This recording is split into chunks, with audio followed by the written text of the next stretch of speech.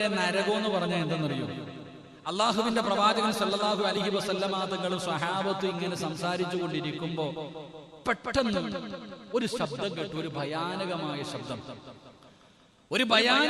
ശബ്ദം കേട്ടു. സ്വഹാബത്തൊക്കെ പേടിച്ച് വിറച്ചുപോയി.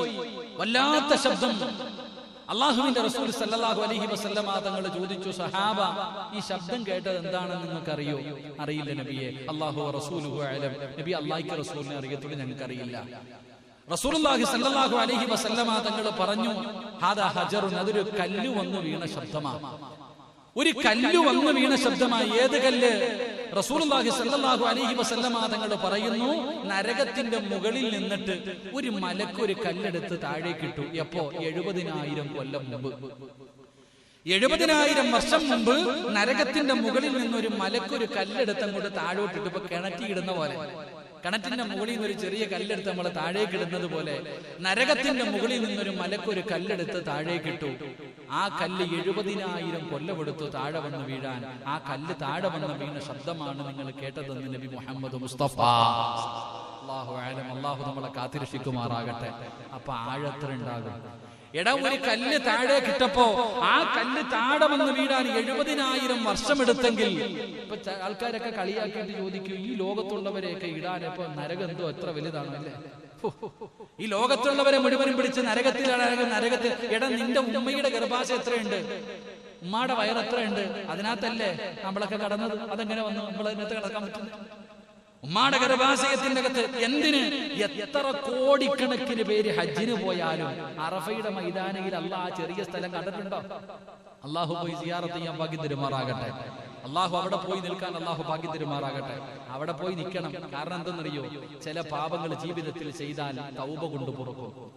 3 രീതിയിലാണ് ഒരു മനുഷ്യന്റെ പാപം പൊറുക്കുന്നത്.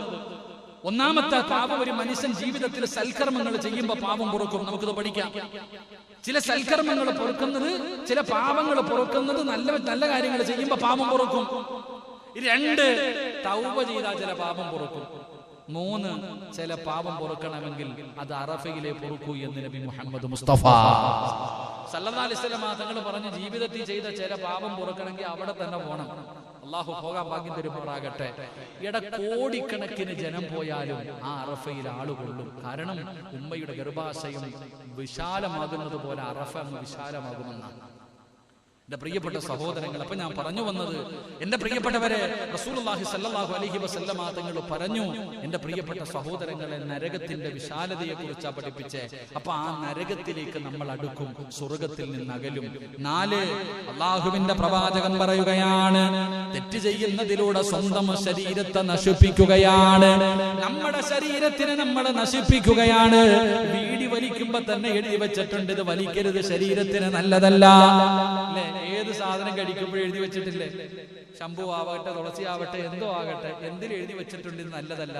എന്നാ അടിക്കുന്നതിൽ വല്ല കുറവുണ്ടോ? എല്ലാരും അടിക്കുക. എന്റെ പ്രിയപ്പെട്ട സഹോദരങ്ങളെ, ചിന്തിക്ക്. നമ്മുടെ ശരീരത്തിനെ നമ്മൾ നശിപ്പിക്കുന്നു. അള്ളാഹുവിന്റെ റസൂൽ അവിടെ നിന്ന് പറയുകയാണ്, നിന്റെ ശരീരത്തിനെ നജസാക്കുകയാ, നിന്റെ ശരീരത്തിനെ നജസാക്കുകയാ. ഇത് ദുരന്തമല്ലേ സഹോദരാ? ഇതല്ലേ ഏറ്റവും വലിയ ദുരന്തം? അള്ളാഹുവിന്റെ റസൂൽ അവിടെ നിന്ന് പറയുകയാണ്, അടുത്ത ദുരന്തം എന്തെന്നറിയുമോ? അള്ളാഹുവിന്റെ മലക്കുകളെ വെറുപ്പിക്കുകയാ. പാപം ചെയ്യുന്നതിലൂടെ പടച്ച റബ്ബിന്റെ മലക്കുകളുടെ ശാപം നമ്മൾ പിടിച്ചു വെക്കുകയാണ്. എന്റെ പ്രിയമുള്ളവരെ, നമ്മുടെ ചുമലിലിരിക്കുന്ന മലക്കുകളുണ്ടല്ലോ, അല്ലാഹുവേ നമ്മളെ സൂക്ഷിക്കാൻ അല്ലാഹു വിട്ടിരിക്കുന്ന മലക്കുകളുണ്ടല്ലോ. ഞാൻ കള്ളു കുടിച്ചാൽ ആ മലക്കുകൾ അത് കാണുന്നില്ലേ? ഞാൻ വ്യഭിചരിച്ചാൽ അത് കാണുന്നില്ലേ? ഞാൻ പലിശ തിന്നാൽ അത് കാണുന്നില്ലേ? എന്റെ പ്രിയമുള്ളവരെ, ഞാൻ ഏതെങ്കിലും ഒരു പെണ്ണിന്റെ കൂടെ വ്യഭിചരിച്ചു കൊണ്ടിരിക്കുമ്പോ എന്റെ ചുമലിലിരിക്കുന്ന മലക്കുകൾ അതിന് സാക്ഷിയല്ലേ? ഞാൻ കള്ളു കുടിക്കുമ്പോ എന്റെ ചുമലിലിരിക്കുന്ന മലക്കുകൾ സാക്ഷിയല്ലേ? പ്രവാചകൻ അവിടെ നിന്ന് പറയുന്ന, ഒരു മനുഷ്യൻ മരണപ്പെട്ടാൽ, ഒരു മനുഷ്യന്റെ മരണമെടുത്താൽ ആദ്യമായിട്ട് കരയുന്നതാരെന്നറിയുമോ? ആദ്യമായിട്ട് കരയുന്നത് അഹങ്കരിച്ച് നടന്ന ഒരു മനുഷ്യനങ്ങ് മരണപ്പെട്ട ഇടതുഭാഗത്തിരിക്കുന്ന മലക്കുകളുണ്ടല്ലോ, ഒരു നല്ല മനുഷ്യനാണ് മരിക്കുന്നതെങ്കിൽ ആ മനുഷ്യന്റെ മരണം അങ്ങ് അടുക്കുമ്പോ, റൂഹ് പിടിക്കാൻ സമയമാകുമ്പോ, ആ മനുഷ്യൻ മരിച്ചു കഴിയുമ്പോ വലതുഭാഗത്തിരുന്ന മലക്കിറങ്ങി നിന്ന് കരയുകയാണ്. ചുമലിലിരിക്കുന്ന മലക്കുകൾ കരയുകയാ, അല്ലാഹുവേ നല്ലവനായ സിറാജ് പോയല്ലോ അല്ലാ, ഞങ്ങളുടെ കൂട്ടുകാരൻ മരണപ്പെട്ടല്ലോ, അവൻ നിസ്കാരത്തിൽ ഞങ്ങളെ സാക്ഷിയാക്കിയവനാണ്, ഇൽമിന്റെ മജ്ലിസുകളിൽ സാക്ഷിയാക്കിയവനാണ്, ഒരുപാട് സൽക്കർമ്മങ്ങളിൽ ഞങ്ങളെ സാക്ഷിയാക്കിയവനാണ്, അവൻ മരണപ്പെട്ടു പോയല്ലോ എന്ന് പറഞ്ഞുകൊണ്ട് മലക്കുകൾ കരയുകയാണ്. അല്ലാഹു മലക്കുകളോട് ചോദിക്കുന്നു, സിറാജിനെ നിങ്ങൾക്ക് അത്ര ഇഷ്ടമായിരുന്നോ മലക്കുകളെ? അവര് പറയുന്നു, റബ്ബേ ഞങ്ങൾക്ക് ഇഷ്ടമായിരുന്നു തമ്പുരാന്, എങ്കിലും നിങ്ങൾ ഖിയാമത്ത് നാൾ വരെ ഈ ദുനിയാവിൽ ഇരുന്ന് ഇബാദത്ത് ചെയ്യ്. ആർക്ക് വേണ്ടി? കൂട്ടുകാരന് വേണ്ടി, നിങ്ങൾ ഇഷ്ടപ്പെട്ട കൂട്ടുകാരന് വേണ്ടി ഖിയാമത്ത് നാൾ വരെ നിങ്ങൾ ഈ ഭൂമിയിൽ ഇരുന്ന് ഇബാദത്ത് ചെയ്യ്. മലക്കുകൾ ഇബാദത്ത് ചെയ്യുകയാണ്. ഖബറിൽ കടന്നാലും എന്റെ ചുമലിരുന്ന മലക്കുകൾ എനിക്ക് വേണ്ടി ഇബാദത്ത് ചെയ്യുകയാ. അല്ലാഹനെ മറന്നുകൊണ്ട് നടക്കുന്നവൻ മരിച്ചാ ചുമലിലിരിക്കുന്ന മലക്കുകൾ പറയുന്നു, അൽഹംദുലില്ലാഹ് ഇവൻ ചത്തുപോയല്ല റബ്ബേ, ഇവൻ ചത്തുപോയല്ല റബ്ബേ, നിന്നെ സ്തുതിക്കുന്ന പടച്ചവരെ ഇവനെ വെറുതെ വിടല്ലേ അല്ലാ, ഇവനെ വെറുതെ വിടല്ലേ അല്ലാ. ഇവൻ കള്ള് ഷാപ്പിൽ ഞങ്ങളെ കൊണ്ടുപോയി പടച്ചവരെ, വ്യഭിചാരശാലയിൽ കൊണ്ടുപോയി പടച്ചവരെ, വൃത്തികെട്ട സ്ഥലങ്ങളിൽ കൊണ്ടുപോയി പടച്ചവരെ, ഞങ്ങളെ ഒരുപാട് പാപങ്ങളിൽ സാക്ഷിയാക്കിയവനാണല്ലാ, ഇവനെ വെറുതെ വിടല്ലേ അല്ലാ. നമ്മുടെ ചുമലിലിരിക്കുന്ന മലക്കുകളെ നമുക്ക് എതിരായി ദുആ ചെയ്യുമെന്ന് മുത്തുനബി അവിടുന്ന് പഠിപ്പിക്കുമ്പോ അതിനേക്കാളും വലിയ ദുരന്തമെന്താണ്? അതിനേക്കാളും വലിയ ദുരന്തമെന്താ? എന്റെ പ്രിയപ്പെട്ടവരെ, റസൂലുള്ളാഹി പറയുകയാണ്, എന്റെ പ്രിയപ്പെട്ട സഹോദരാ, രാത്രിയും പകലും അല്ലാഹുവേ നിനക്ക് എതിരാവുകയാണ്.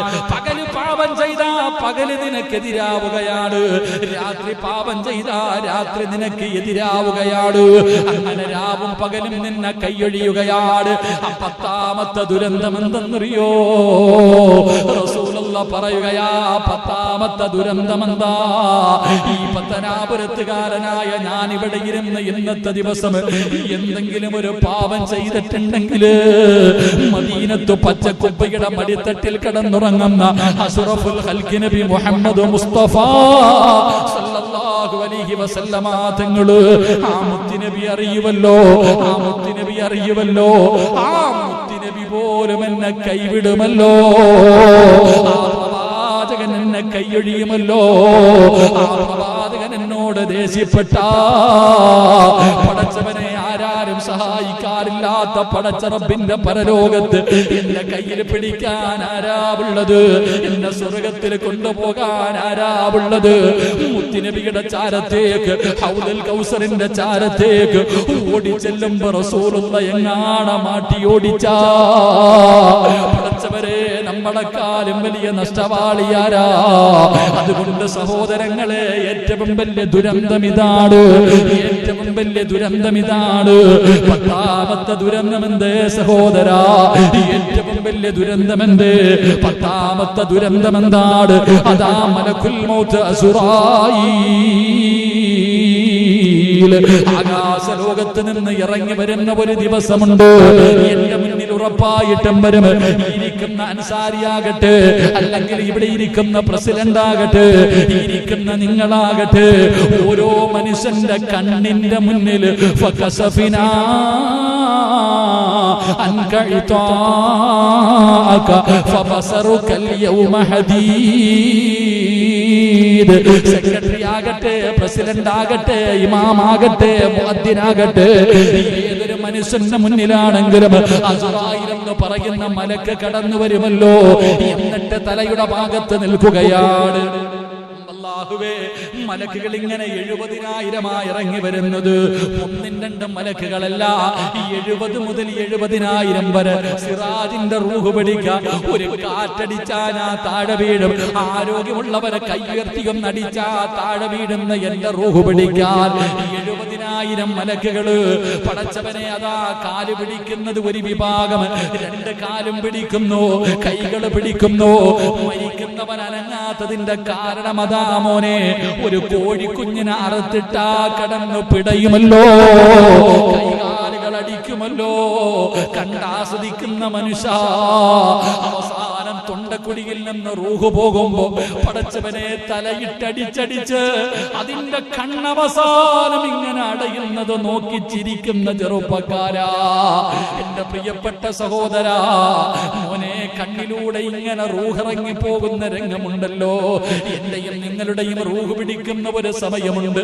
ഈ തൊണ്ടക്കുടിയിൽ നിന്ന് റൂഹ് പിടിക്കുമ്പോ പറയണോ ലാ ഇലാഹ ഇല്ലല്ലാഹ്, പറയണോ ലാ ഇലാഹ ഇല്ലല്ലാഹ്.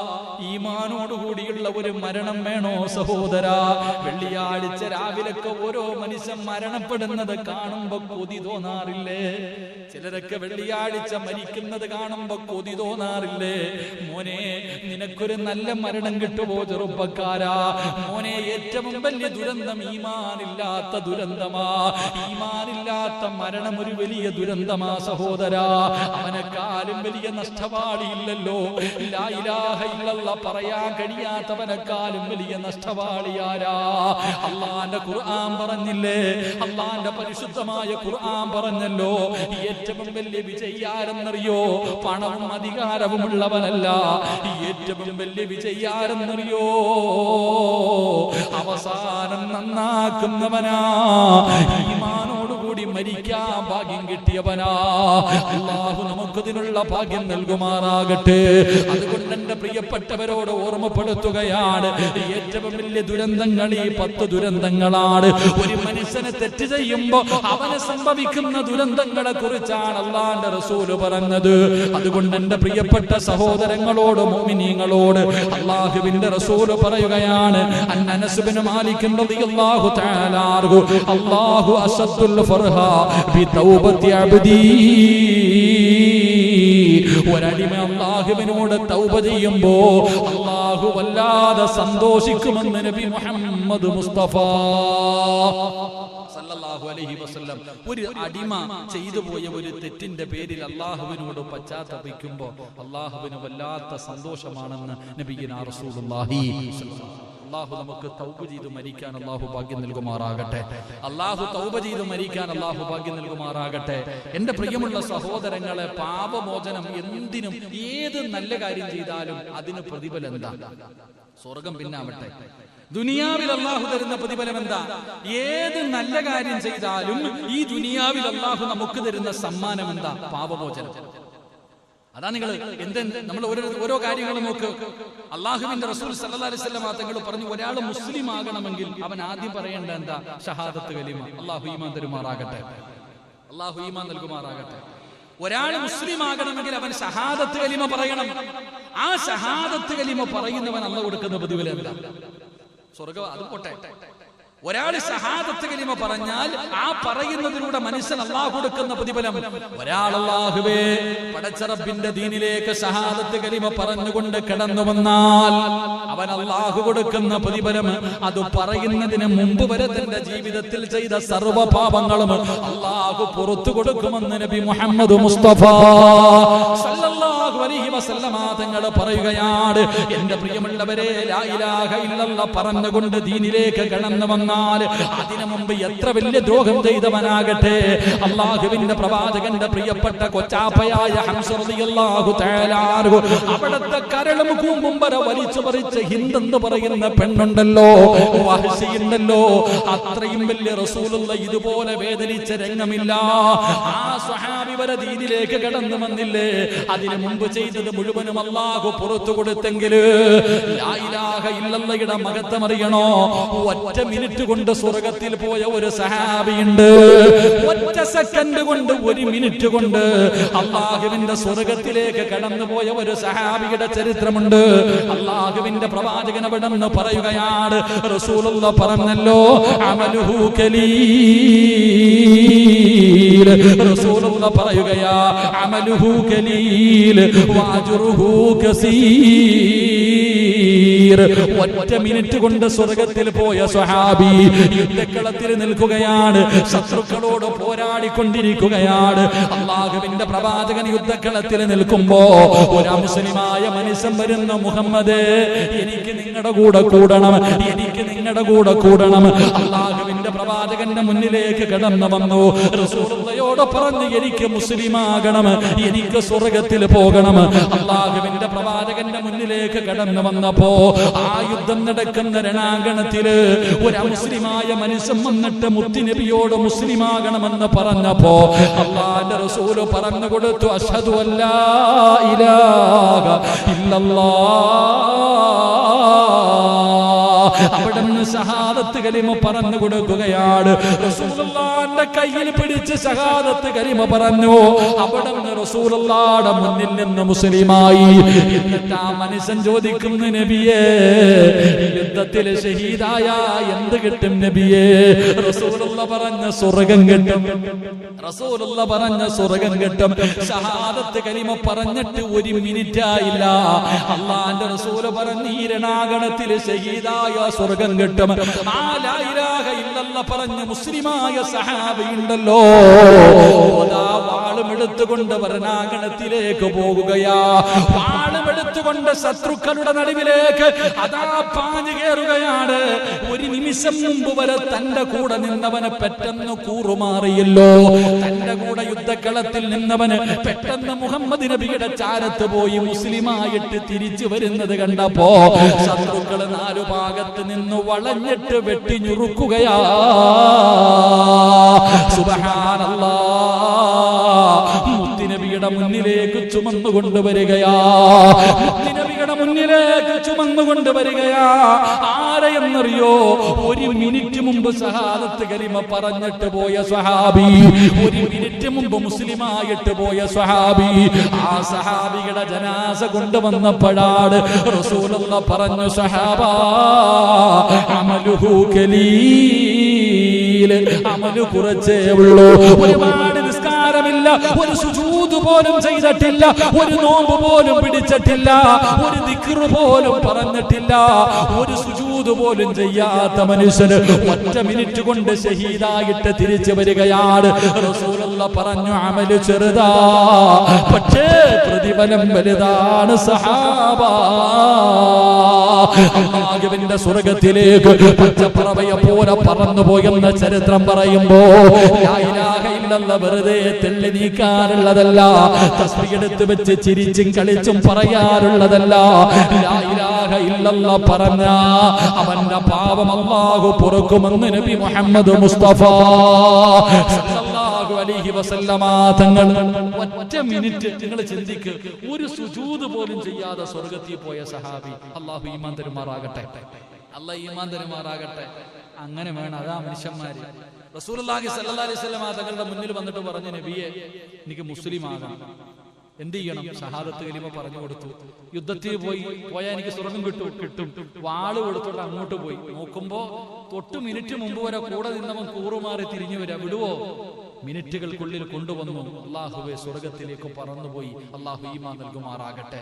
മഹാനായ അബൂബക്കർ സിദ്ദീഖ് റളിയല്ലാഹു തആല അൻഹു പറയുന്നു, മൻ ഷഹിദ അഷ്ഹദു അല്ലാ ഇലാഹ ഇല്ലല്ലാഹ് യുസദ്ദിഖു ഖൽബഹു ലിസാനഹു ദഖല മിൻ അബ്വാബി ജന്ന. റസൂലുള്ളാഹി സ്വല്ലല്ലാഹി അലൈഹി വസല്ലം തങ്ങൾ പറയുന്നു, ഏതെങ്കിലും ഒരു മനുഷ്യൻ വിശ്വാസത്തോടുകൂടി ഈമാനോടുകൂടി ലാ ഇലാഹ ഇല്ലല്ലാഹ് പറഞ്ഞാൽ സ്വർഗ്ഗത്തിന്റെ ഏത് വാതിലിലൂടെ വേണമെങ്കിലും അവന് സ്വർഗ്ഗത്തിൽ കയറി പോകാൻ പറ്റുമെന്ന് നബി മുഹമ്മദ് മുസ്തഫ സല്ലല്ലാഹു അലൈഹി വസല്ലമ തങ്ങൾ പറഞ്ഞു, സ്വർഗ്ഗത്തിന്റെ ഏത് വാതിലിലൂടെ വേണമെങ്കിലും കയറി പോകാം ലാ ഇലാഹ ഇല്ലല്ലാഹ് പറഞ്ഞാൽ.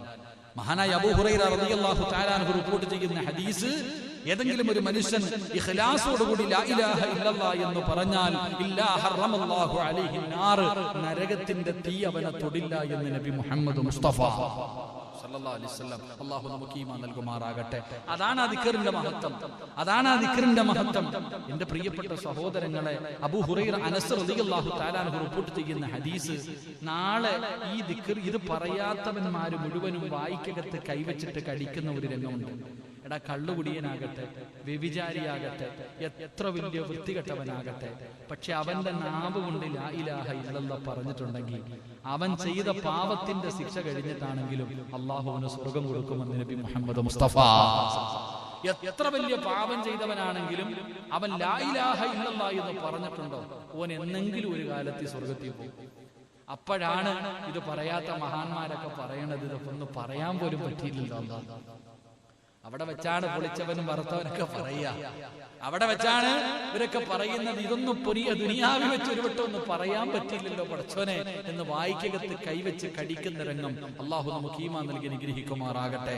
എന്റെ പ്രിയപ്പെട്ട സഹോദരങ്ങളെ, ഇബ്ലീസ് തന്നെ പറഞ്ഞത് എന്നെ നശിപ്പിച്ചു കളഞ്ഞത് ഈ ലാ ഇലാഹ ഇല്ലല്ലാഹ് പറയുന്നതിലൂടെയാണ്. ഞാൻ പാപങ്ങൾ ചെയ്യാൻ വേണ്ടി എല്ലാവരെ കൊണ്ട് പാപം ചെയ്യിപ്പിക്കും, അവരെ ഞാൻ അങ്ങനെ പിഴപ്പിക്കാൻ നോക്കുമ്പോൾ അവന്മാര് ലാ ഇലാഹ ഇല്ലല്ലാഹ് പറഞ്ഞിട്ട് എന്നെ നശിപ്പിച്ചു കളയാ. മീസാനിലെ ഏറ്റവും ഭാരമുള്ള വസ്തുവാണ് ലാ ഇലാഹ ഇല്ലല്ലാഹ്. അതുകൊണ്ട് സഹോദരങ്ങളെ, വെറും ലാ ഇലാഹ ഇല്ലല്ലാഹ് ആക്കരുത്.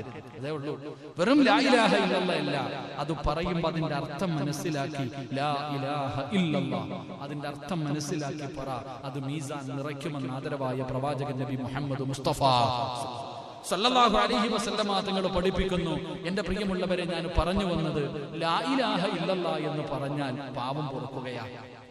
ഷഹാദത്ത് കലിമ പറഞ്ഞാൽ പാപം പൊറുക്കുന്നു. 2, റസൂലുള്ളാഹി സ്വല്ലല്ലാഹു അലൈഹി വസല്ലമ തങ്ങൾ പറഞ്ഞു, 5 നേരം നിസ്കരിച്ച സമ്മാനം എന്താ? സ്വർഗം. പിന്നെ 5 നേരം ഒരു മനുഷ്യൻ നിസ്കരിച്ചാൽ അവന്റെ പാപങ്ങൾ മുഴുവനും അല്ലാഹു പുറത്തു കൊടുക്കുമെന്ന് നബിയിന റസൂലുള്ളാഹി. നിസ്കരിക്കുന്ന അല്ലാഹുവിന് നന്ദി കാണിക്കുമ്പോ സമ്മാനമായി അല്ലാഹു തരുന്നത് പാപമോചനം. നിസ്കരിച്ചു കഴിഞ്ഞാൽ ഒരു മനുഷ്യന്റെ പാപം അല്ലാഹു പൊറുക്കുകയാണ്. നിസ്കാരത്തിലൂടെ മനുഷ്യന്റെ പാപങ്ങൾ അല്ലാഹു പുറത്തു തരുന്നു. മഹദിയായ ഫാത്തിമ ബീബി റളിയല്ലാഹു തആല അൻഹ, അല്ലാഹുവിന്റെ പ്രവാചകൻ സല്ലല്ലാഹു അലൈഹി വസല്ലമ തങ്ങൾ തന്റെ കരളിന്റെ കഷ്ടമായ തന്റെ പൊന്നാര മകളായ ഫാത്തിമ ബീബി റളിയല്ലാഹു തആല അൻഹ, അല്ലാഹുവിന്റെ പ്രവാചകൻ അവിടുന്ന് തന്റെ പൊന്നാര മകളോട് പറയുന്നു, യാ അബാ ഫാത്തിമ, ഇൻ അറദത അൻ തൽഖാനി ഫഅഖ്സിറു സുജൂദ്. അല്ലാഹുവിന്റെ പ്രവാചകൻ അവിടുന്ന് പറഞ്ഞു, ഫാത്തിമ, നാളെ നിനക്ക് എന്നെ കാണണോ? നാളെ ഉപ്പാടെ നിനക്ക് കാണണോ? ഉപ്പാടെ കൂടെ നിനക്ക് നടക്കാൻ ആഗ്രഹമുണ്ടോ? സുജൂദുകൾ അധികരിപ്പിക്കണേ ഫാത്തിമ, സുജൂദ് അധികമായിട്ട് ചെയ്യണേ ഫാത്തിമ, ഒരുപാട് നിസ്കരിക്കണേ എന്ന് പ്രവാചകൻ തന്റെ പൊന്നാര മകളോട് പറഞ്ഞു കൊടുക്കുകയാണ്. മഹാനായ ഇബ്നു ഉമർ റളിയല്ലാഹു തആല അൻഹു അവിടുന്ന് നോക്കുമ്പോൾ പള്ളിക്കകത്തൊരു മനുഷ്യന് സുജൂദിൽ കിടക്കുകയാ. ഒരു മനുഷ്യൻ നിന്ന് നിസ്കരിച്ചു കൊണ്ടിരിക്കുകയാണ്. മഹാനായ ഇബ്നു ഉമർ റളിയല്ലാഹു തആല അൻഹു അവിടെ നിന്നവരോട് ചോദിച്ചു, ഈ മനുഷ്യൻ ആരാണെന്ന് നിങ്ങൾക്കറിയുമോ? ഈ ചെറുപ്പക്കാരൻ ആരാണെന്ന് നിങ്ങൾക്കറിയുമോ? അവിടെ നിന്ന് പറഞ്ഞു, ഞങ്ങൾക്കറിയില്ല. അറിയുന്ന ആരെങ്കിലും ഉണ്ടെങ്കിൽ ആ മനുഷ്യനോട് പറ സുജൂദ് ദീർഘിപ്പിക്കാൻ. ഇബ്നു ഉമർ റളിയല്ലാഹു തആല അൻഹു പറയുകയാണ്, അവിടെ നിന്ന് പറഞ്ഞു, നിങ്ങൾ ആ മനുഷ്യനെ അറിയുമെങ്കിൽ പറഞ്ഞു കൊടുക്ക്, സുജൂദ് അധികരിപ്പിക്കാൻ, സുജൂദ് ദീർഘിപ്പിക്കാൻ. കാരണം എന്തെന്നറിയോ സഹോദരാ? പെട്ടെന്ന് ഒറ്റയ്ക്കൊക്കെ നമസ്കരിക്കുമ്പോ സുജൂദ് ദീർഘിപ്പിക്കണം. പെട്ടെന്ന് തലകുത്തി വീണിട്ട് എഴുന്നേക്കല്ലേ. ഒരു മനുഷ്യന് സുജൂദിൽ കിടക്കുമ്പോ അവൻ ചെയ്ത പാപങ്ങൾ മുഴുവനും തലയുടെ മുകളിൽ വന്നിരിക്കുകയാണ്. അവൻ സുജൂദിൽ കിടക്കുമ്പോ അവന്റെ പാപങ്ങൾ പൊഴിഞ്ഞ് താഴെ വീഴുമെന്ന് നബി മുഹമ്മദ് മുസ്തഫ സല്ലല്ലാഹു അലൈഹി വസല്ലമ തങ്ങൾ അവിടെന്ന് പറയുമ്പോ, നമസ്കാരത്തിൽ ഒരിക്കലും അലസത കാണിക്കരുത്. നമസ്കാരത്തിന്റെ കാര്യത്തിൽ ഒരു വിട്ടുവീഴ്ചയ്ക്കും തയ്യാറാകരുത്. അത് എന്ത് ജോലിയാകട്ടെ, എത്ര വലിയ തിരക്കാകട്ടെ, എത്ര വലിയ ബിസിനസ് ആകട്ടെ, എത്ര വലിയ കാര്യമാകട്ടെ, അല്ലാഹുവേ, നമസ്കാരം ഉപേക്ഷിക്കുന്ന ഒരു പരിപാടിക്കും നിങ്ങളതിന് നിൽക്കരുത്, അതിന് നിങ്ങൾ തയ്യാറാകരുത്. ഒരു ചരിത്രം പറഞ്ഞു തരട്ടെ. പടച്ചവനെ, കമ്പോളത്തിൽ ഒരു അടിമയെ വിൽക്കാൻ വെച്ചിരിക്കുകയാ. കമ്പോളത്തിൽ ഒരു പ്രായം ചെന്ന അല്ലാഹുവേ ഒരു ചെറുപ്പക്കാരനെ വിൽക്കാൻ വെച്ചിരിക്കുകയാണ്. ഒരു കോടീശ്വരനായ മനുഷ്യനുണ്ടല്ലോ, അടിമച്ചന്തയിൽ നിർത്തിയിരിക്കുന്ന ചെറുപ്പക്കാരന്റെ ചാരത്ത് അടിമയെ വിൽക്കാൻ വെച്ചിരിക്കുകയാണ്. സൗന്ദര്യവാനായ ചെറുപ്പക്കാരൻ അടിമയെ വിൽക്കാൻ വെച്ചിരിക്കുന്നത് കണ്ടപ്പോ ഒരു പണക്കാരൻ ചെന്നിട്ട് അവിടെ നിന്ന് വില പറഞ്ഞ് വിളിക്കുകയാണ്. അവിടെ നിന്ന് വില കൊടുത്ത് വാങ്ങുമ്പോ തന്റെ മുതലാളിയോട് അടിമ പറയുന്നു, ഞാൻ കൂടെ വരണമെങ്കിൽ 3 കണ്ടീഷൻ ഉണ്ട്. 3 കണ്ടീഷൻ ഉണ്ടെങ്കിലേ ഞാൻ വരാൻ തയ്യാറാണ്. പടച്ചവനെ ചോദിച്ചു, ഒന്നാമത്തെ കണ്ടീഷൻ എന്താ? അടിമ പറയുന്നു, യജമാനനോട് ബാങ്ക് വിളിച്ചു കഴിഞ്ഞാൽ പിന്നെ ഒരു ജോലിയും എനിക്ക് തരല്ലേ, എനിക്ക് നമസ്കരിക്കാൻ സമയം തരണം, 1 മിനിറ്റ് പോലും എനിക്ക് മാറ്റിവെക്കാൻ കഴിയില്ല. അടിമയോട് യജമാനനോട് അടിമ പറയുന്ന ഒന്നാമത്തെ കാര്യം, എനിക്ക് ബാങ്ക് വിളിച്ചു കഴിഞ്ഞാൽ നിസ്കരിക്കാൻ സമയം തരണം.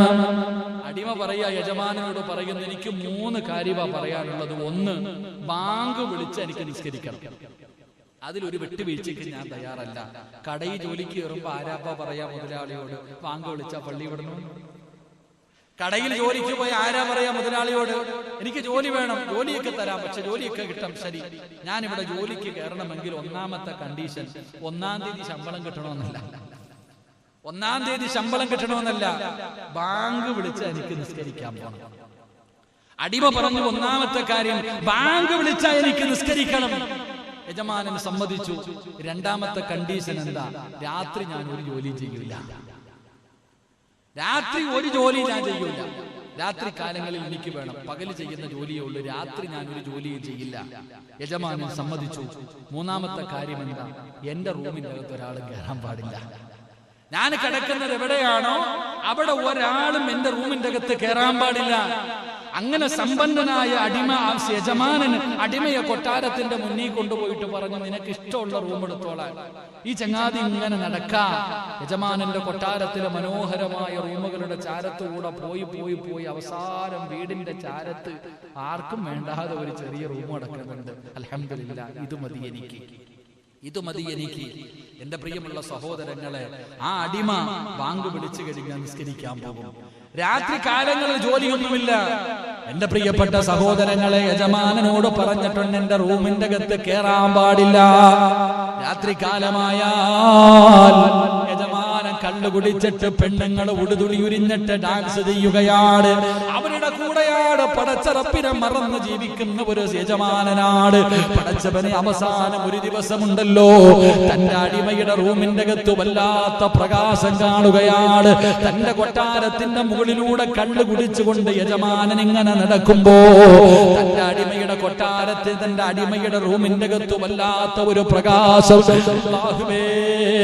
അടിമ പറഞ്ഞിരിക്കുന്നത് റൂമിന്റെ അകത്ത് കയറരുതെന്നാണ്, രാത്രിയിൽ ജോലി തരരുതെന്നാണ്. പിന്നെ എന്താണ് ഇവൻ ഇതിനകത്തിരുന്ന് ചെയ്യുന്നതെന്ന് നോക്കാ. വീടിന്റെ മുകളിലെ പലകയെടുത്ത് മാറ്റിയിട്ട് അവിടത്തെ ഓടെടുത്ത് മാറ്റിയിട്ട് താഴേക്ക് നോക്കുമ്പോ സുബ്ഹാനല്ലാഹ്, അടിമ സുജൂദിൽ കിടക്കുകയാ. എന്നിട്ട് പടച്ചവനോട് പറയുന്നു, നാഥാ, പകല് ഒരുപാട് ജോലിയുള്ളത് കാരണം എനിക്ക് ഇബാദത്ത് ചെയ്യാൻ കഴിയുന്നില്ല റബ്ബേ.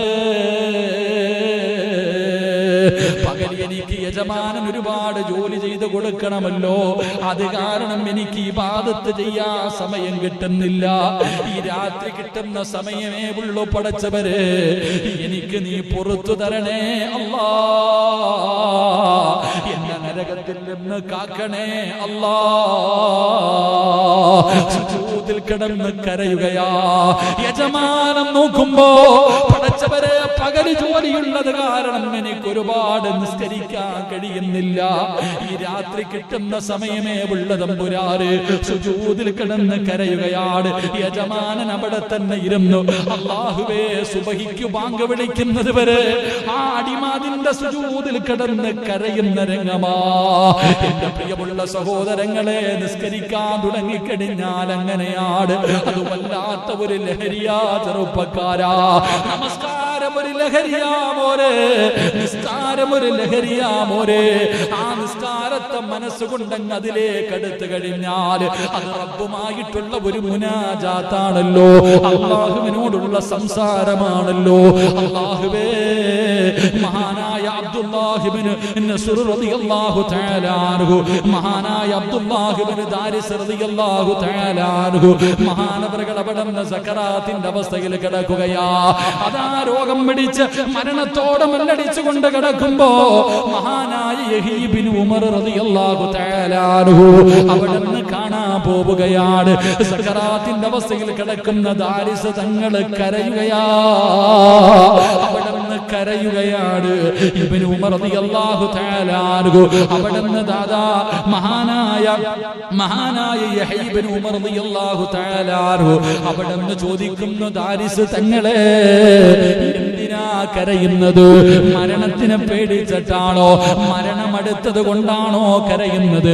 അവിടുന്ന് പറഞ്ഞു, ഒരിക്കലുമില്ല, ഞാൻ കരയുന്നത് എന്തിനെന്നറിയോ? അല്ലാഹുവേ, ഇനി മുതൽ എനിക്ക് നിസ്കരിക്കാൻ കഴിയില്ലല്ലോ, എനിക്ക് അല്ലാഹുവിന്റെ മുന്നിൽ സുജൂദ് ചെയ്യാൻ കഴിയില്ലല്ലോ, പാതിരാത്രി എഴുന്നേറ്റ് തഹജ്ജുദ് നിസ്കരിക്കുന്നതിന്റെ സുഖം എനിക്കിനി അനുഭവിക്കാൻ കഴിയില്ലല്ലോ, അതുകൊണ്ടാണ് കരയുന്നതെന്ന് പറയുമ്പോ, എടാ സഹോദരാ, എന്റെ പ്രിയപ്പെട്ട സഹോദരങ്ങളെ, നമസ്കാരത്തിൽ നിന്ന് വിട്ടു പിരിഞ്ഞു പോകുന്നതിന്റെ പേരിലാണ് മഹാനായ ദാരിസ് തങ്ങൾ കരഞ്ഞതെന്ന് ചരിത്രം പറയുമ്പോ, അതിനാ നമസ്കാരമെന്ന് പറയുന്നത്. ആ നമസ്കാരത്തിലാണ്, ആ നമസ്കരിച്ച് കഴിയുമ്പോഴാണ് ഉമ്മ പ്രസവിച്ചതുപോലെ സർവ്വ പാപങ്ങളും അല്ലാഹു പുറത്തു സ്വർഗം തരുന്നത്. അങ്ങനെ നമസ്കരിക്കാൻ നമ്മളെ കൊണ്ട് കഴിയണമല്ലോ. അവസാനം യഹ്യ ഇബ്നു ഉമർ റളിയല്ലാഹു തആല അൻഹുവിനോട് ദാരിസ് തങ്ങൾ 2 വസിയത്താ കൊടുത്തത്. ഒന്നാമത്തെ വസിയത്ത് എന്തെന്നറിയോ? എനിക്കെന്ന് പറയാ, ഈ ധരിച്ചിരിക്കുന്ന വസ്ത്രവും ഈ കിടക്കുന്ന പായും ആയിരിക്കുന്ന പാത്രവുമല്ലാതെ ഒന്നും എന്റെ കയ്യിലില്ല. എന്റെ സമ്പാദ്യമെന്ന് പറയാൻ ഇട്ടിരിക്കുന്ന വസ്ത്രം, ഈ ഇരിക്കുന്ന ഈ കടിക്കുന്ന പാത്രം, ഇത് 3വല്ലാതെ എന്റെ കയ്യിലൊന്നുമില്ല. അതുകൊണ്ട് ഞാൻ മരിച്ചു കഴിഞ്ഞാൽ ഇരിക്കുന്ന പാത്രവും പായയും സദഖ കൊടുക്കണേ, ഇരിക്കുന്ന പാത്രവും ഈ പായയും സദഖ കൊടുക്കണേ. എന്നിട്ട് ഞാൻ ധരിച്ചിരിക്കുന്ന ഈ വസ്ത്രം ഊരി മാറ്റരുത്, ഞാൻ ധരിച്ചിരിക്കുന്ന ഈ വസ്ത്രം ഊരി മാറ്റരുത്. ഈ വസ്ത്രം ഇട്ടുകൊണ്ടാ ഞാൻ നിസ്കരിച്ചത്, ഈ വസ്ത്രം ധരിച്ചുകൊണ്ടാ ഞാൻ നിസ്കരിച്ചത്. പാതിരാത്രിയുടെ നിശബ്ദതയിൽ ഞാൻ എഴുന്നേറ്റ് നിസ്കരിച്ചിട്ട് കരഞ്ഞ് കണ്ണുനീര് വീണ വസ്ത്രമാ ഇത്. അല്ലാഹുവേ, നരകത്തിന്റെ ശിക്ഷ തൊടില്ലല്ലോ, നരകത്തിന്റെ തീ തൊടില്ലല്ലോ, ഖബറിലെ മണ്ണ് തൊടില്ലല്ലോ. അതുകൊണ്ട് എന്നെ ഈ ധരിച്ചിരിക്കുന്ന വസ്ത്രത്തോടെ കഫം പൊതിയടേ. എന്റെ പ്രിയമുള്ള സഹോദരാ, നമസ്കാരം അല്ലാഹുവിന് വേണ്ടി ചെയ്യുന്ന കാര്യമാ.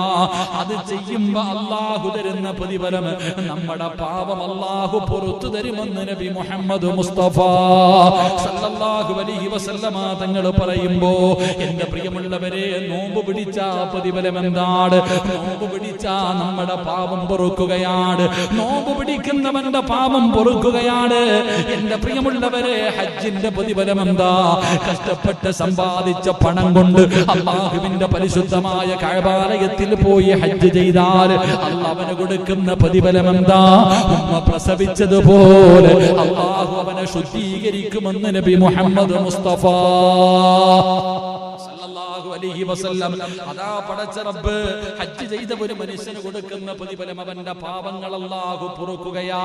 ലാ ഇലാഹ ഇല്ലല്ലാഹ് പറഞ്ഞ പാപം പൊറുക്കും, നിസ്കരിച്ച പാപം പൊറുക്കും, നോമ്പ് പിടിച്ച പാപം പൊറുക്കും, ഹജ്ജ് ചെയ്ത പാപം പൊറുക്കും, സകാത്ത് കൊടുത്ത പാപം പൊറുക്കും, സദഖ കൊടുത്ത പാപം പൊറുക്കും. എന്റെ പ്രിയമുള്ളവരെ, ഒളുവെടുത്ത പാപം പൊറുക്കുമെന്ന് നബി മുഹമ്മദ് മുസ്തഫ സല്ലല്ലാഹു അലൈഹി വസല്ലം. ഏത് കാര്യം ചെയ്താലും അള്ളാഹു പാപം പൊറുക്കും അതിലൂടെ. അത് റബ്ബ് നമുക്ക് തരുന്ന സമ്മാനമാ. അള്ളാഹു നമുക്ക് ഈമാൻ നൽകി അനുഗ്രഹിക്കുമാറാകട്ടെ. അള്ളാഹു ഈമാൻ നൽകി അനുഗ്രഹിക്കുമാറാകട്ടെ. അള്ളാഹു ഹൗദുൽ കൗസർ കുടിക്കാൻ ഭാഗ്യം നൽകുമാറാകട്ടെ. അള്ളാഹു അവരുടെ കുടുംബ ജീവിതത്തിൽ അള്ളാഹു ബർക്കത്ത് ചെയ്യുമാറാകട്ടെ. അവരുടെ റിസ്ഖിൽ അള്ളാഹു വിശാലത നൽകി അനുഗ്രഹിക്കുമാറാകട്ടെ. അപ്പൊ ഇൻഷാ അല്ലാഹ് ഒറ്റ കാര്യം കൂടെ, എന്റെ പ്രിയപ്പെട്ട സഹോദരങ്ങളെ, മഹാനായ പ്രവാചകൻ സല്ലല്ലാഹു അലൈഹി വസല്ലമ തങ്ങൾ പറഞ്ഞു, അള്ളാഹു എന്തെങ്കിലും മുസീബത്ത് നൽകിയാൽ, അള്ളാഹു എന്തെങ്കിലും ഒരു പരീക്ഷണം നൽകിയാൽ, ആ പരീക്ഷണത്തിലൂടെയും നമ്മുടെ പാപങ്ങൾ അള്ളാഹു പുറത്തു തരുമെന്ന് നബി മുഹമ്മദ് മുസ്തഫ സല്ലല്ലാഹു അലൈഹി വസല്ലമ തങ്ങൾ പറയുന്നു, പടച്ചവൻ എന്തെങ്കിലും ഒരു പരീക്ഷണം നൽകിയാൽ ആ പരീക്ഷണത്തിലൂടെയും അള്ളാഹു നമുക്ക് തരുന്നത് നമ്മുടെ പാപം പൊറുക്കണേ. കാലിൽ ഒരു മുള്ളു കൊണ്ടാൽ ആ മുള്ളു കൊള്ളുന്ന വേദനയ്ക്ക് പകരം അള്ളാഹു നിന്റെ പാപം പുറത്തു തരും. മഹാനായ നബിയുന റസൂലുള്ളാഹി സ്വല്ലല്ലാഹു അലൈഹി വസല്ലമ തങ്ങൾ മുത്തുനബി നമുക്ക് അവിടെ നിന്ന് പഠിപ്പിച്ചു തരുന്നു. എന്റെ പ്രിയമുള്ള സഹോദരങ്ങളെ, ഏതെങ്കിലും ഒരു മുസീബത്ത് ഉണ്ടായാൽ ആ മുസീബത്തിലൂടെ റബ്ബ് നമ്മുടെ പാപം പൊറുക്കുകയാ. അള്ളാഹുവിന്റെ പ്രവാചകൻ അവിടെ നിന്ന് പറയുന്നു, മഹാനായ ജാബിർ റളിയല്ലാഹു തആല അൻഹു റിപ്പോർട്ട് ചെയ്യുന്ന ഹദീസ്, എന്റെ പ്രിയമുള്ളവരെ, നമുക്ക് എന്തെങ്കിലും മുസീബത്ത് ഉണ്ടായാൽ ആ മുസീബത്തിലൂടെ അള്ളാഹു നമ്മുടെ പാപങ്ങൾ പുറത്തു തരുന്നു. അതുപോലെ തന്നെ മഹാനായ മുഹമ്മദ് ബിൻ കഅബ് റളിയല്ലാഹു തആല അൻഹു റിപ്പോർട്ട് ചെയ്യുന്ന ഹദീസ്, മൂസാ നബി അലൈഹിസ്സലാം അള്ളാഹുവിനോട് ചോദിച്ചു, അള്ളാഹുവേ, നിന്റെ സൃഷ്ടികളിൽ ഏറ്റവും വലിയ പാപി ആരാ പടച്ചവനെ? അള്ളാഹു പഠിക്കാൻ ഭാഗ്യം തരുമാറാകട്ടെ. അല്ലാഹ് പഠിക്കാൻ തരുമാറാകട്ടെ. മൂസാ നബി അലൈഹിസ്സലാം അള്ളാഹുവിനോട് ചോദിച്ചു, പടച്ചവനെ, നിന്റെ അടിമകളിൽ ഏറ്റവും വലിയ പാവി ആരാ? ഇങ്ങോട്ട് നോക്ക്, തിന്നുന്നതിനിടയിൽ മറന്നു പോകരുത്. മാസ്ക് ഒക്കെ ഊരിക്കള ചങ്ങാതി. എനിക്ക് നിങ്ങളെ കാണുമ്പോ ചിരിയാ വരണേ. ഈ മാസ്ക് ഇട്ടിരിക്കണ കാക്കാമാർക്ക് കേൾക്കാൻ വേണ്ടിയാ ഞാൻ ഈ ഒറ്റ ഹദീസ് പറഞ്ഞിട്ട് നിർത്താം. എന്നിട്ട് വിചാരിക്കും മാസ്ക് വേണോ വേണ്ടയോ. മാസ്ക് ഇട്ടുകൊണ്ട് ചായ കുടിക്കരുത്. ഈ കുറെ നാട് വഴുതു പറയാതിരുന്നപ്പോ തൊണ്ടയൊക്കെ പോയി. ലൈബൊക്കെ പോകുന്നുണ്ടല്ലോ, കുഴപ്പമൊന്നും ഇല്ലല്ലോ. ഇങ്ങോട്ട് നോക്ക് നടക്കട്ടെ. അൽഹംദുലില്ലാഹ്. ചെരുപ്പോടയിലൊക്കെ അല്ലാഹു ബർക്കത്ത് ചെയ്യട്ടെ, കുഴപ്പമൊന്നുമില്ല. ഇങ്ങോട്ട് നോക്ക്, റസൂലുള്ളാഹി സ്വല്ലല്ലാഹു അലൈഹി വസല്ലം മൂസാ നബി അലൈഹിസ്സലാം അല്ലാഹുവിനോട് ചോദിച്ചു, പടച്ചവനെ, ഈ ജനങ്ങളിൽ വെച്ച് ഏറ്റവും വലിയ പാവി ആരാ? അല്ലാഹുവിന്റെ റസൂൽ സ്വല്ലല്ലാഹു അലൈഹി വസല്ലം തങ്ങൾ പറഞ്ഞു, അല്ലാഹു പറയുകയാ, മൂസ എന്നെ തെറ്റിദ്ധരിക്കുന്നവനാണ്. അള്ളാഹു പറഞ്ഞു, മൂസ എന്നെ തെറ്റിദ്ധരിക്കുന്നവനാ. അവിടുന്ന് ചോദിച്ചു, അള്ളാഹുവെ, നിന്നെ ആരെങ്കിലും തെറ്റിദ്ധരിക്കുമോ? നിന്നെ ആരെങ്കിലും തെറ്റിദ്ധരിക്കുമോ? ആരാ പടച്ചവനെ നിന്നെ തെറ്റിദ്ധരിക്കുക? അവിടെ അല്ലാഹു സുബ്ഹാനഹു വ തആല പറഞ്ഞു, ഞാൻ എന്തെങ്കിലും ഒരു ഖൈറ് കൊടുക്കുകയാണെങ്കിൽ എന്റെ പ്രിയപ്പെട്ടവരെ അവരിഷ്ടപ്പെടും. നല്ലതുപോലെ കേൾക്കണം. അല്ലാഹ് പറയാ, ഞാൻ എന്തെങ്കിലും ഒരു നന്മ കൊടുത്താൽ, ഒരു സന്തോഷം കൊടുത്താൽ അൽഹംദുലില്ലാഹ് ഹാപ്പിയാ. പക്ഷേ ഞാൻ എന്തെങ്കിലും ഒരു പരീക്ഷണം കൊടുത്താൽ അതിൽ അവര് നിരാശരാകും, അവർക്കത് ഇഷ്ടപ്പെടില്ല. അവരാണ് എനിക്കെതിരെ പ്രവർത്തിക്കുന്നത് എന്ന് നബിയുനാ റസൂലുള്ളാഹി സ്വല്ലല്ലാഹു അലൈഹി വസല്ലം. നിങ്ങൾ ചിന്തിക്കുക, എത്രയോ ഗൗരവത്തോടു കൂടി കാണേണ്ട ഹദീസ്. ജനങ്ങളിൽ ഏറ്റവും വലിയ പാവി, അള്ളാഹു സന്തോഷം കൊടുക്കുമ്പോ വലിയ സന്തോഷം, പണം കിട്ടി, വീട് കിട്ടി, മക്കളുടെ വിവാഹമൊക്കെ നടന്നു, അൽഹംദുലില്ലാഹ് റാഹത്ത് പറഞ്ഞു നടക്കും. രോഗമോ പരീക്ഷണമോ കടവോ ആയി കഴിഞ്ഞാൽ പോയി. എന്റെ പ്രിയപ്പെട്ട സഹോദരങ്ങളെ, അവനാണ് ഏറ്റവും വലിയ പാവി എന്ന് മഹാനായ നബി മുഹമ്മദ് മുസ്തഫ. അല്ലാഹു നമ്മളെ കാത്തിരക്ഷിക്കുമാറാകട്ടെ. അല്ലേ, കൊറോണയ്ക്ക് മുമ്പ് വരെ കച്ചവടം ഉണ്ടായിരുന്നു, അൽഹംദുലില്ലാഹ് ലാഭം ലാഭം ലാഭം ലാഭം. 5 മാസം ലാഭം ഇല്ലാതായപ്പം പോരാ. 5 മാസം നിന്റെ കച്ചവടത്തിലിട എത്ര കാലം ലാഭം കിട്ടി? 5 മാസമല്ലേ കുറഞ്ഞുള്ളൂ. അത് നിന്നെക്കാളും കുറവുള്ള എത്രയോ പാവങ്ങൾ പൂട്ടിയിട്ട് പോയി. നിന്റെ കട ഇപ്പോഴും കച്ചവടം ഉണ്ടല്ലോ. അപ്പൊ അൽഹംദുലില്ലാഹ് അല്ലേ പറയണ്ടേ? എന്റെ പ്രിയപ്പെട്ട സഹോദരങ്ങൾ, അതുകൊണ്ട് എല്ലാവർക്കും കൊറോണയെ പേടി അല്ലേ? എല്ലാരും മാസ്കും ധരിച്ച് പേടിച്ചു പുറത്തിറങ്ങാതെ പള്ളിയിൽ പോലും വരാതിരിക്കുക. പള്ളിയിൽ പോയാൽ രോഗം വരും. എന്റെ പ്രിയമുള്ള സഹോദരങ്ങളെ, മഹദിയായ ആയിഷ ബീബി റളിയല്ലാഹു തആല അൻഹാ കൊറോണ രോഗത്തെ പേടിച്ചുകൊണ്ട്, കോവിഡിനെ പേടിച്ചുകൊണ്ട് നടക്കുന്ന പള്ളിയിൽ പോലും വരാത്ത മുസ്ലിമേ, ആയിഷ ബീബി റളിയല്ലാഹു തആല അൻഹാ അല്ലാഹുവിന്റെ പ്രവാചകനോട് ചോദിക്കുന്നു, യാ റസൂലല്ലാഹ്, പ്ലേഗ് രോഗമെന്ന് പറഞ്ഞാൽ എന്താണ് നബിയേ? ഈ കൊറോണയെ പോലെ ജനങ്ങൾ പേടിച്ചിരുന്ന ഒരു രോഗമാണ് പ്ലേഗ് രോഗം. എന്റെ പ്രിയപ്പെട്ടവരെ, ഇവിടെ ഇരിക്കുന്ന പ്രായമുള്ളവർക്ക് ചിലപ്പോൾ അറിയാൻ കഴിയും. അല്ലാഹുവിന്റെ റസൂല് പറഞ്ഞു, ആയിഷ, പ്ലേഗ് എന്ന് പറഞ്ഞാൽ അല്ലാഹുവിന്റെ ഒരു ശിക്ഷയാണ്. പ്ലേഗ് രോഗമെന്ന് പറയുന്നത് പറയുന്നത് അല്ലാഹുവിന്റെ ഒരു ശിക്ഷയാണ്. റസൂലുള്ള പറയുകയാണ്, അല്ലാഹുവേ, അത് അല്ലാഹുവിനെ മറന്നു നടക്കുന്നവർക്ക് പടച്ച റബ്ബ് കൊടുക്കുന്ന ഒരു ശിക്ഷയാ. എന്നിട്ട് പ്രവാചകൻ അവിടെ നിന്ന് പറയുകയാണ്, ഏതെങ്കിലും ഒരു മുഅ്മിനിന് ആ രോഗം പിടിപെട്ടു, അല്ലാഹു ഉദ്ദേശിച്ചവർക്ക് അത് വരും, അല്ലാഹു ഉദ്ദേശിക്കാത്തവർക്ക് അത് വരൂല. റസൂലുള്ള പറയുകയാണ്, ഒരു നാട്ടിൽ പ്ലേഗ് രോഗം വന്നു കഴിഞ്ഞാൽ ആ നാട്ടിൽ നിന്ന് പോകാൻ പാടില്ല, നാട് വിടാൻ പാടില്ല.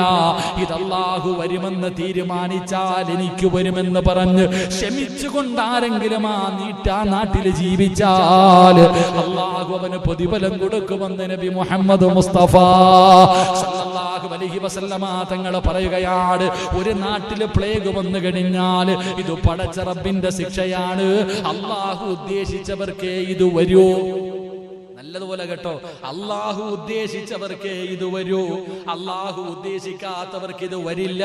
ക്ഷമിച്ചുകൊണ്ട് ആരെങ്കിലും ആ നാട്ടിൽ കഴിഞ്ഞാൽ അവൻ അല്ലാഹു പ്രതിഫലം കൊടുക്കും.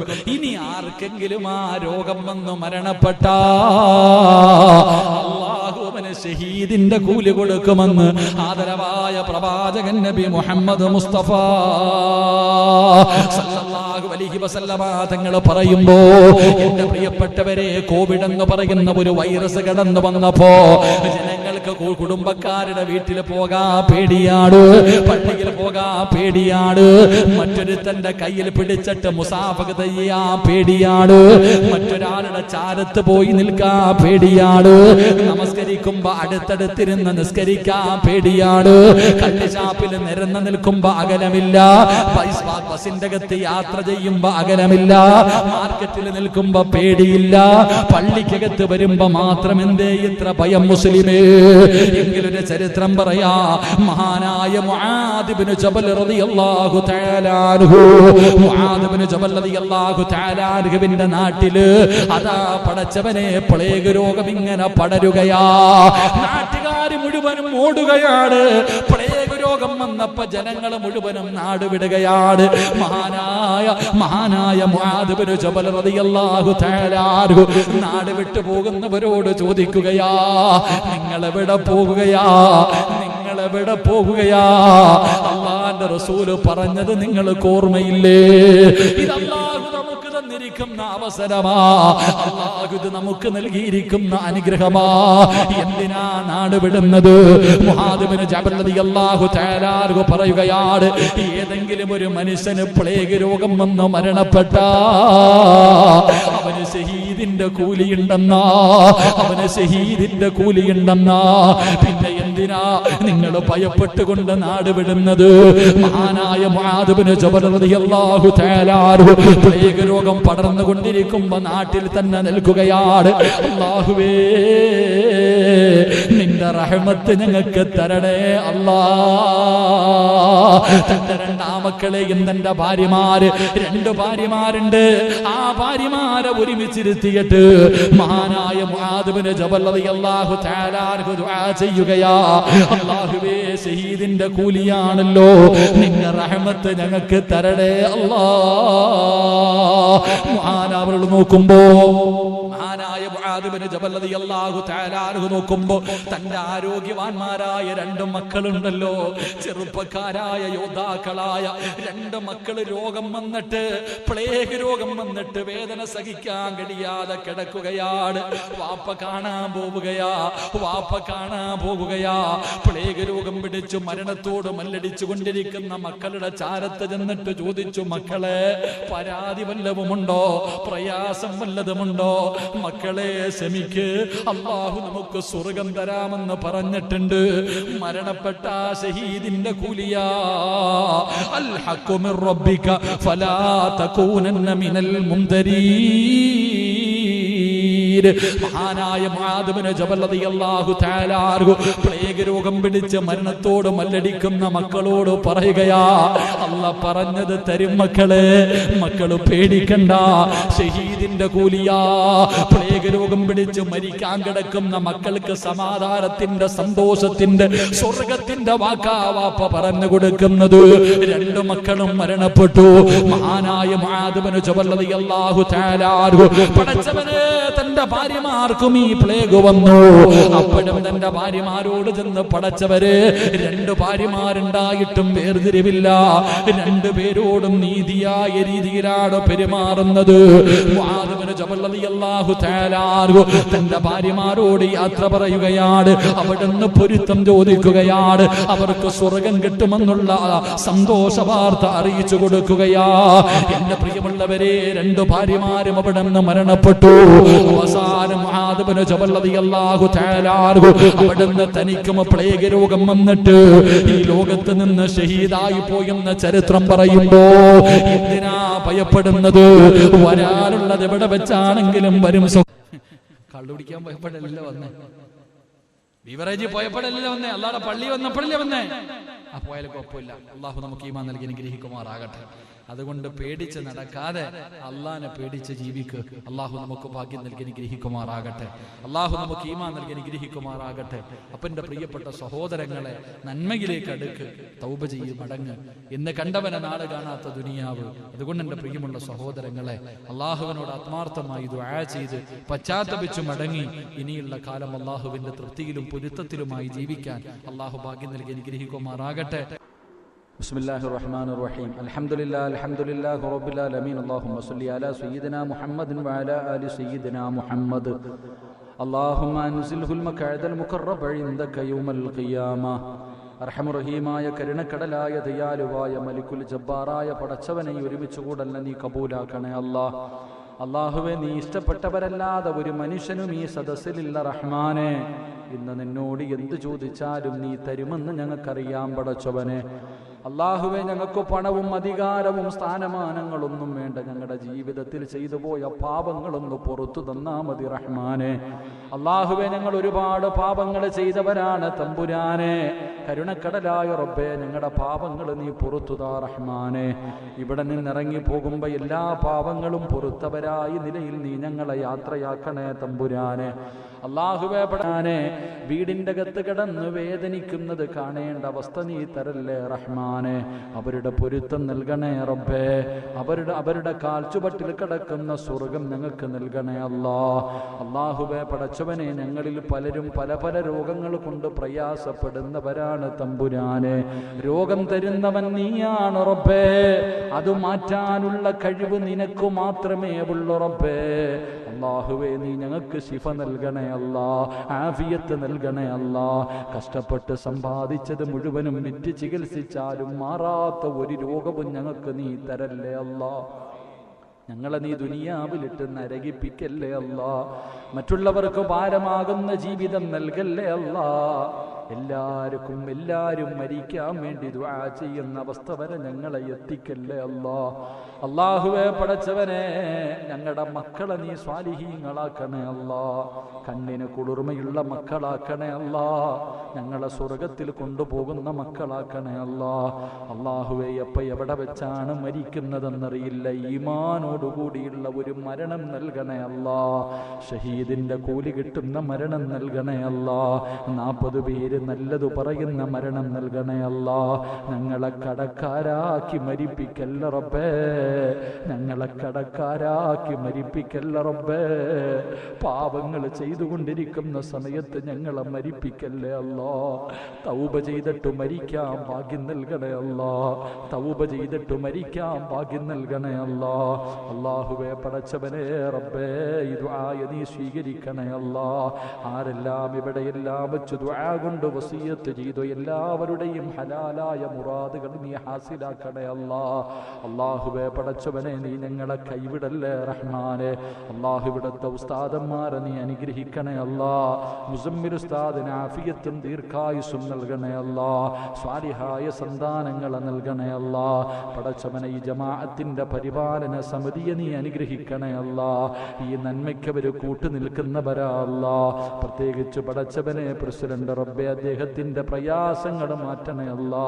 സാരിക്കായി നീ അനുഗ്രഹിക്കണേ അല്ലാ. പടച്ചവനെ പ്രായമുള്ള ഒരുപാട് പേര് വീട്ടിലാണ്, വരാൻ കഴിയാത്തവർ, അവർക്ക് ആഫിയത്തും ദീർഘായുസ്സും നൽകണേ അല്ലാ. ഈ മഹല്ലിലെ സർവരെയും നീ അനുഗ്രഹിക്കണേ അല്ലാ. പ്രത്യേകിച്ച് ഇവിടെ ഒരുമിച്ച് കൂടിയവർക്ക് നീ ആഫിയത്തും ദീർഘായുസ്സും നല്ല മരണവും നൽകണേ അല്ലാ. ഈ ചെറുപ്പക്കാരെ നീ അനുഗ്രഹിക്കണേ അല്ലാ. ഈ ചെറുപ്പക്കാരെ നീ അനുഗ്രഹിക്കണേ അല്ലാ. പടച്ചവനെ ഈ സഹോദരന്റെ പൊന്നാര കുഞ്ഞിന് നീ ആഫിയത്ത് കൊടുക്കണേ അല്ലാ. ആ പ്രയാസം മാറ്റി കൊടുക്കണേ അല്ലാ. ആ കുടുംബത്തിന് സന്തോഷം നൽകണേ അല്ലാ. അല്ലാഹുവേ, ഈ പള്ളിക്ക് വേണ്ടി സദക്ക ചെയ്തവരുടെ സദക്ക നീ സ്വീകരിക്കണേ അല്ലാ. അർഹമായ പ്രതിഫലം നൽകണേ അല്ലാ. പടച്ചവനെ ഈ ലൈവിന്റെ പ്രവർത്തകരെ നീ അനുഗ്രഹിക്കണേ അല്ലാ. ആ മക്കളുടെ ദഅവത്ത് സ്വീകരിക്കണേ അല്ലാ. അല്ലാഹുവേ, പടച്ചവനെ കൂട്ടുകാരനെ പോലെ കൂടെ നടക്കുന്ന സുൽഫിയും സാജിദ് എന്ന ചെറുപ്പക്കാരെ നീ അനുഗ്രഹിക്കണേ തമ്പുരാനെ. അവർക്ക് ഖൈറായത് നീ കൊടുക്കണേ തമ്പുരാനെ. മാതാപിതാക്കൾക്ക് ദീർഘായുസ് നൽകണേ തമ്പുരാനെ. ആരെല്ലാം ഇവിടെ എല്ലാം വെച്ച് ദുആ കൊണ്ട് വസിയത്ത് ചെയ്തോ സർവരുടെയും ഹലാലായ മുറാദുകൾ നീ ഹാസിലാക്കണേ അല്ലാ. പടച്ചവനെ ഷഫീഖ് എന്ന കൂട്ടുകാരൻ പടച്ചവനെ ഭാര്യ പ്രസവിച്ചു റബ്ബേ സ്വാലിഹായ സന്താനങ്ങളിൽ പെടുത്തണേ അല്ലാ. അവന്റെ മാതാപിതാക്കളുടെ മണ്ണറ മണിയറയാക്കണേ അല്ലാ. റഫീഖ് എന്ന സഹോദരൻ അനുഗ്രഹിക്കണേ അല്ലാ. പിതാവിന്റെ ഖബർ വിശാലമാക്കണേ അല്ലാ. ഉമ്മയ്ക്ക് ആഫിയത്തും ദീർഘായുസ്സും നൽകണേ അല്ലാ. അദ്ദേഹത്തിന്റെ ബിസിനസ്സിൽ അഭിവൃദ്ധി നൽകണേ അല്ലാ. പടച്ചവനെ മംഗലാപുരത്തുള്ള ഇസ്മായിൽ എന്ന സഹോദരൻ അല്ലാഹുവേ, തന്റെ പൊന്നുമോള് സാറ എന്ന പൊന്നുമോക്ക് നീ ആഫിയത്ത് കൊടുക്കണേ അല്ലാ. ദീർഘായുസ് കൊടുക്കണേ അല്ലാ. പടച്ചവനെ ആ പൊന്നുമോളുടെ പ്രയാസങ്ങൾ മാറ്റണേ തമ്പുരാനെ. അല്ലാഹുവേ, പടച്ചവനെ മഞ്ഞപ്പിത്തം കരളിൽ ബാധിക്കുന്ന ഒരു സഹോദരൻ ദുആ കൊണ്ട് വസിയത്ത് ചെയ്തു റബ്ബേ, ഈ ലോകത്ത് നീ ആരെയെല്ലാം ഇഷ്ടപ്പെടുന്നു അവരുടെ ബറക്കത്ത് കൊണ്ട് നീ ശിഫാ കൊടുക്കണേ അല്ലാ. ശിഫാ കൊടുക്കണേ അല്ലാ. സമാധാനം കൊടുക്കണേ അല്ലാ. അല്ലാഹുവേ, പടച്ചവനെ മരിക്കുന്നതിന് മുമ്പ് ഹജ്ജും ഉംറയും സിയാറത്തും ചെയ്യാൻ ഞങ്ങൾക്ക് നീ ഭാഗ്യം തരണേ അല്ലാ.